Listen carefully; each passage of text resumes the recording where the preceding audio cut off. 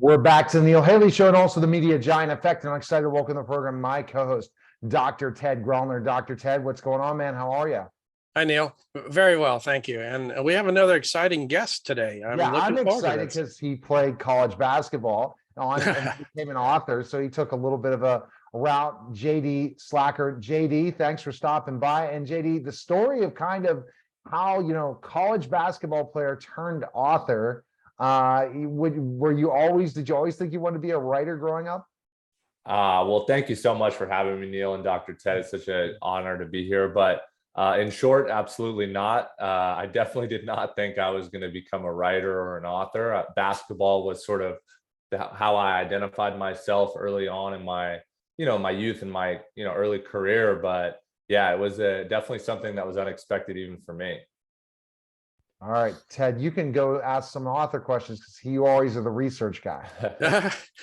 Well, the reviews that I'm reading say that you paint a picture with a pen as much as a classical artist does with their paintbrush. You are able to elicit emotions with your writing that are pretty mature, I think. I'm not even being a writer. I hated writing in school. I don't know how at 28 you're able to put out such a quality product as you are now. It's cool. Yeah, I really appreciate that. I mean, I think I take a lot of pride in each sentence that I put down and create in any book that I write, or even short story, or really anything for that matter. And I feel like the way I'm able to sort of elicit or sort of pull out that raw emotion in my readers is, I actually handwrite all of my first drafts of my books, and that's a huge part of my process, being that I feel like it really makes me slow down and get almost behind my pencil and paper in a way that gives me the opportunity to be very selective about each word that I put down, and really take that real space and time to focus on the setting or the scene description or what the character's wearing. And I'm very detailed with how I write. My stories wouldn't be necessarily your most fast-paced, page-turning, like thrilling type of writing, but I really do take the time to sort of give you the full picture of what that room looks like, what the color of that desk is, the hat that they're wearing, because that's kind of how I see the world and how I think about things and how I remember it. So I try to write like that too. But I really appreciate you finding that through those reviews. And yeah, I'm very appreciative that people sort of agree with that description in my writing. Your story is really amazing how you became an author, right? It didn't just come out, it came out overnight almost. Yeah, completely. I mean, I had this incredible relationship with this little boy who had sickle cell disease named Luke Bodden. And he was my biggest fan and someone that didn't miss a single game of mine when I was playing high school basketball. And it was only when I learned that he had sickle cell disease and he had to go into the hospital for a bone marrow transplant did I learn that he actually was like my biggest fan. And I ended up becoming best friends with this young kid. And that actually ended up being what my first novel, Moonflower, is about. And when he passed away only 4 years later at the age of 10, it really had a major shift in my life. It made me really reevaluate what's important. Who do I really want to become? Is basketball the only thing I want to do with my life? And kind of much like you with your sudden career shift, it's like you sort of realize like maybe there's more to sports than there's more to life than just sports. And that's what writing was this way to tell the story of someone who believed in me so much, and I felt like I had to share their story with the world. I didn't realize that that disease was actually fatal. Is that mostly because in pediatric population, it's much harder on them?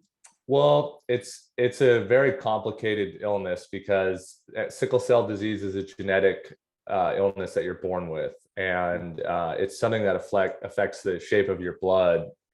And so, being that it's such a difficult blood disorder, it affects all the major organs in the body. So you can have liver disease, kidney disease, and what actually ended up taking Luke's life at 10 was a stroke. Wow. Because it just caused so many different complications in the body.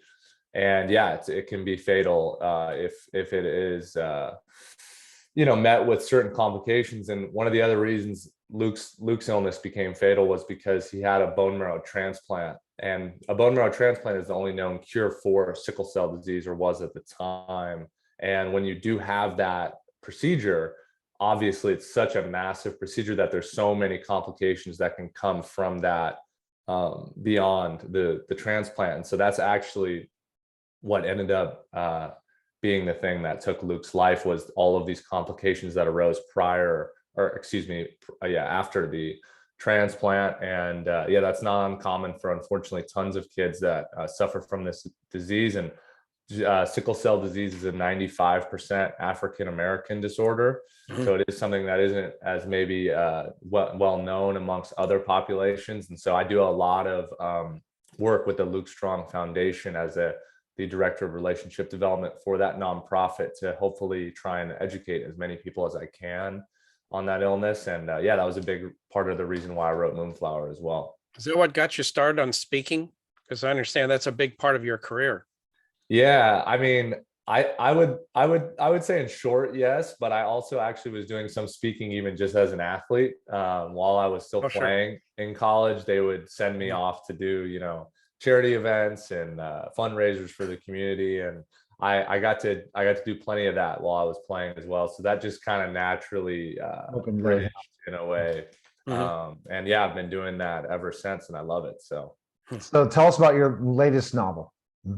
Yeah, so my new book, Darling, You're Not Alone, just became available a couple months ago, and it's a really, I think, an amazing story about triumph, overcoming extreme adversity, and one that I think is a really hopeful book. But the book is about a kid named Phoenix Iver, who is a 15-year-old kid growing up in the small town of Darling, Colorado in the year 1999. And Darling, Colorado is sort of this like small town, kind of wholesome, like very just could be anywhere and any place in the world. And Phoenix is this kid who kind of suffers from I think pretty standard like social anxieties and depression and some of the things that at 15, you're just kind of questioning in the world, like, is this world really a good place? Like, why do I see all this bad stuff happening? But he doesn't really know who he is, and he's trying to figure out who he wants to become. And he has this incredible relationship with his father named Herman Iver. And Herman is this like glass half full, always positive, someone who Phoenix really relies on to sort of be the light in this dark world for him. When Phoenix sort of discovers that his father has this like really mysterious past, where he used to be a police officer, but somehow now he's not anymore, and he's just the high school security guard at Darling High School. And so the book sort of takes off from there in this way that you have this relationship between Phoenix and his father, and also there's Phoenix's best friend, and there's this kind of this community I sort of build around Phoenix, and you get to meet all these people when there's this sudden like really tragic event that takes place. And from that, Phoenix has to almost sort of use all of the lessons and the things he's learned in Darling, You're Not Alone to then take on with him in this kind of journey to discover, like, how do I really believe in this world when I've seen so much bad and experienced so much darkness? And I really wrote this book, Neil, to sort of, I don't know, kind of illustrate, I feel like, how a lot of people can be feeling at times with whatever it is that they might be going through. No, that's simply that the motivation that we all have to have through challenges, and how we overcome those challenges each and every day, Dr. Ted, right? It's kind of like as human beings have to keep going. Right, Ted? That's true. That's what happens. Well, I noticed that JD has several charities that he participates in with the Red Cross, along with sickle cell, that foundation that you established. You can't afford any more tragedies. You don't have time in your schedule. Hey, well, I think you know what, as much charity work as I do and I'm affiliated with, they give back equally to me in the way of just like support, energy, endurance. Like they're so kind of, it's a gift that keeps on giving, and we sort of share that with each other. But Yeah, I definitely am. I'm definitely have my hands full for sure. Huh. I was surprised by the Red Cross until I read that you were actually burned out of a home.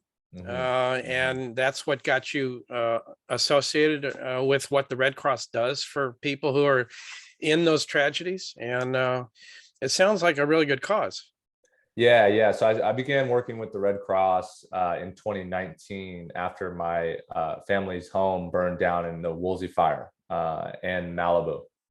And, I just had like this kind of, I don't know. I mean, similarly to my experience with Luke and, which I spoke about and how he sort of had this great awakening in me.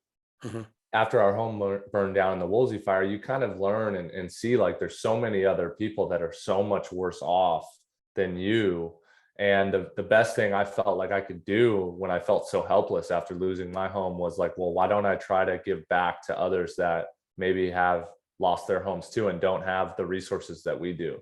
So I actually got to travel to all the other burn sites up and down California where other people had lost homes and meet these people in Fresno and Bakersfield and all over my home state. And I still am very close with all of those people that I met. And it's a pretty amazing thing to have, had that experience. And my Red Crossers and I were still very, very tight, and they're with me always. And yeah, it was an amazing experience to get to kind of, become a national ambassador for the American Red Cross and speak with people that had been similarly affected. And yeah, it was a great Wow. experience. Wow. Okay. Where is the best place people can connect with you, JD? Where can they go? Yeah, you can. I mean, the easiest place would be to find me on my website, www.jdwritesbooks.com. And you can also find me on social media at JD_Slajchert on Twitter and Instagram. You can also find me on my publisher's website, summerhousepublishing.co, or the website for my new book is darlingyou'renot alone.com. Any of those places you can find out more information about me. So. And find out when you're speaking again and all these different things, right? Things are opening up. Yeah. That schedule is getting put together, and it is getting very busy as we speak, of course. But yeah, I'm excited to get back out there and to be meeting with some more people. So, what is the biggest challenge of getting booked as a speaker? What would you say for people out there who always want to speak? Yeah, I think the biggest challenge is when people aren't willing to maybe put themselves in a situation where it's a room of like 10 people or 15 people. Like you have to be sort of, you have to build your own momentum as a speaker. And I think like I got started doing a lot of really small kind of just connections to friends or people that I knew. Because all of a sudden those turn into even bigger events and bigger events and bigger events. And then before you know it, you didn't even know how you got started as like a, public speaker or motivational speaker. So I would say, be open and keep your opportunities open and be willing to do any event in the beginning of your career, because that practice and that repetition will help you get better as you achieve higher and higher heights of public speaking. Well, we appreciate it. Best of luck. Dr. Ted, great guest, right? Motivational guy. Yeah. This was fun. All right. We appreciate it. Thanks, JD. Take care. You guys are amazing. Thank you so much for having me. You're welcome. You're listening and watching the Neil Haley Show, and we'll be back in just a moment.